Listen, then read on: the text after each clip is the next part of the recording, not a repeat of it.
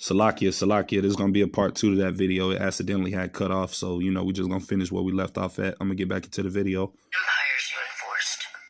The profit you prioritized over life. You broke the earth. You didn't just show up and settle. You came with guns, greed, and God. You took land that wasn't yours. Right.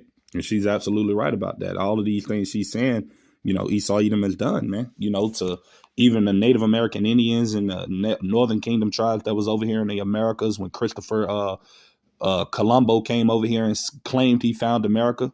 How could you find a place where it was already people existing, man? So this devil definitely is behind a lot of these things, man.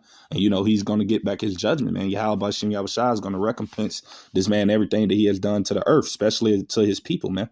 So, yeah, your time coming, E. I'm going to go to Micah chapter 2, right? Just to bag up what she was saying, because we know this is biblical, that this is what this man does. He covet fields, he steal things that are not his. That's what this devil do, man. This is Micah 2:1, KJV. Woe to them that devise iniquity and work evil, right, upon their beds, right? When the morning is light, they practice it because it is in the power of their hand, right? Going back to what I read earlier in Job 9:24, how the earth is given over into these people. That's why they do the things in which it is that they do. Right. In verse 2, and they covet fields and take them by violence. That means going into different countries and things of that nature that America is known for doing and taking their violence. Taking people's land, man, oppressing the people, killing them, oppressing them, doing all type of things to take their resources, threatening them with bombs and everything that this devil does. Right.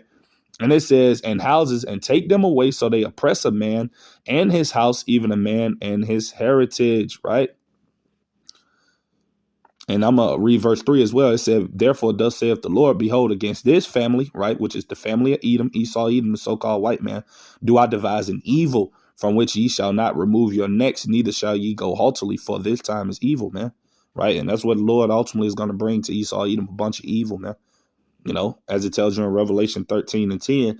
And I'm going to go get that, because we know what he's responsible for doing throughout all of the earth, man. And all of that stuff is going to come back upon him, man. This is Revelation chapter 13, all right, bear with me, 13 verse 10, and it says, he that leadeth into captivity shall go into captivity. He that killeth with the sword must be killed with the sword. Here is the patience and the faith of the saints. So yeah, Esau, Edom, everything that it is that you have done to the Lord's people, man, guess what? Everything is going to be brought back upon your own head, man. So you really ain't get away with nothing. Though you may think you have, you building your bunkers, and all of these different types of things. You think you're going to escape the wrath of Yahweh Shem Yahushua. But hey, man, you still going to go into captivity, man, for 1,000 years, man. And then after that, it's going to be no more remembrance of you, as it says in the book of Obadiah 1:18. And I might get that precept too, Lord's will. But we're going to get back into the video. Guns, greed, and God. You took land that wasn't yours, spilled blood on sacred ground, and called it destiny. You clear-cut forests, enslaved people, dug holes in the earth for gold, turned the sky into a smokestack, and renamed the destruction growth. You made the land yours by force. Right. And everything she's saying is true, But hey, I'm going to go to this precept right here, because we ultimately know why all of these things are happening. I'm going to go to Proverbs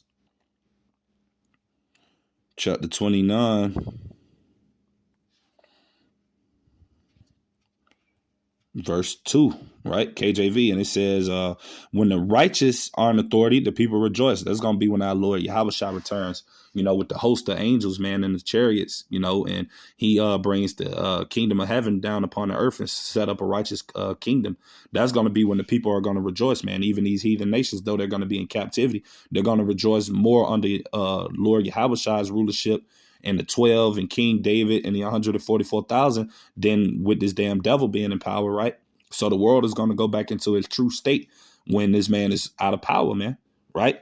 And it says, but when the wicked bear rule, the people mourn. And that's what you see. That's what you see happening in the earth, man. All of these different nations, tongues, creeds, of people, man. You know, the Lord's people, the 12 tribes of Israel, everybody is mourning, man, because of this damn devil being in power. Even the animals and everything else that coexist in this world, they're all, you know, mourning right now, man, due to this devil being in power, man. Right. But we know soon to come that this man is about to be taken out of power, as it tells you in 2nd Ezra 6 and 9. Barakati Yahabashim Yabashah. As it tells you in 2nd Ezra 6 and 9, for Esau is the end of the world, and Jacob is the beginning of it that followeth, man. So ultimately, you know, yeah, it's coming to an end for you, E. You know, you really have nothing else to do, man. You know, that's why he's about to, and I got to go to that precept, you know. Bear with me. I'm going to go to Revelation 12 and 12. And this is why we see everything building up to this exact moment. This is how we know we're at the end of this place, America, man. And we're at the end of this man's rulership because everybody is exposing him. Even his own people are coming up against him, exposing him for who he is, man. You know, and we know what the Lord says about a kingdom that's divided, that it shall not stand, but have an end, roughly paraphrasing it. So we're seeing the end of this place, America, and of the Edomites, man. This is Revelation 12 and 12. And this is ultimately why he's going to resort to this. Therefore, rejoice, ye heavens, and ye that dwell in them. Woe to the inhabitants of the earth and of the sea, for the devil, Esau, Edom, right, is come down unto you, having great wrath, extreme anger, right, because he knoweth that he had but a short time, right, because he's been exposed, his power is being stripped away from him, his witchcraft and his enchantments is not working upon the Israelites anymore or working upon these other heathen nations. Everybody is knowing who this man truly is, man, right? So that's ultimately why he's going to come down like a madman soon to come, man. And he's already beginning that stage, but it's only going to get more intense, right? So I'm going to get back into this video.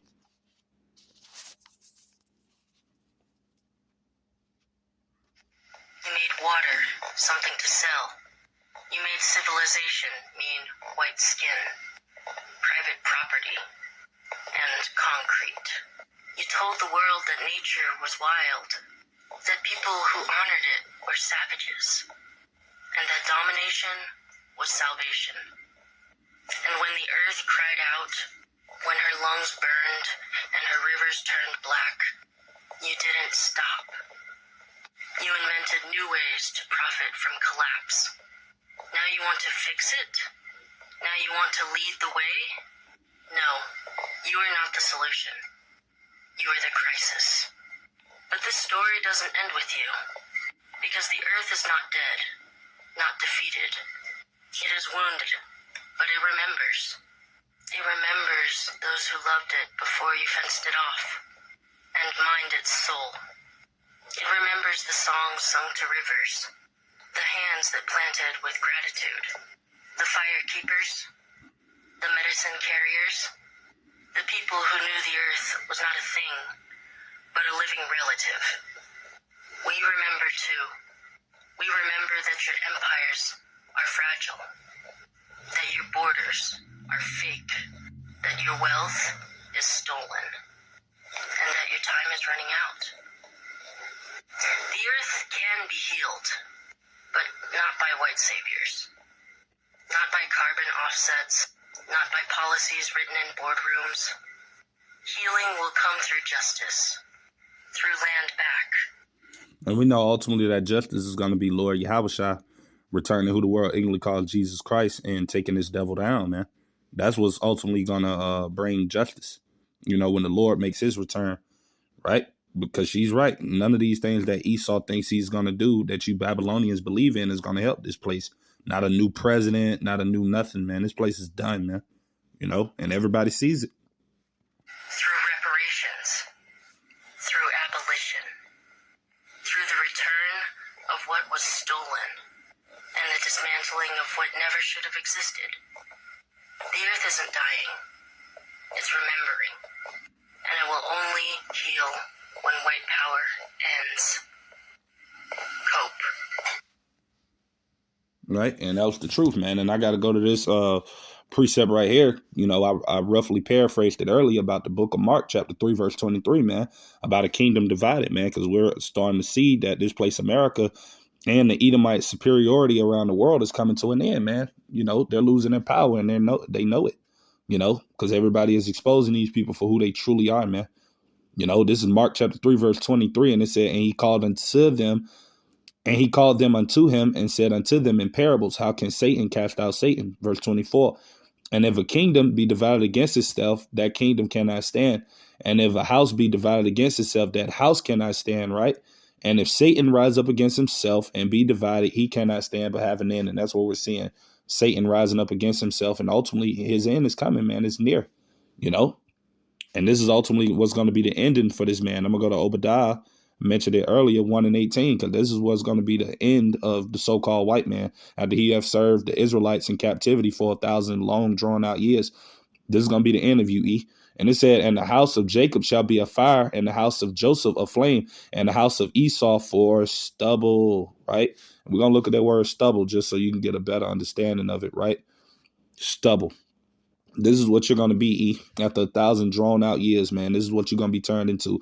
It said the word stubble goes into, the cut stalks of grain plants left sticking out of the ground after the grain is harvested, right? So basically, you're going to be cut down, man. You're going to be no more to be remembered. You're going to be cut down after these long 1,000 drawn out years of slavery, man. And it said, and they shall kindle in them and devour them, and there shall not be any remaining of the house of Esau.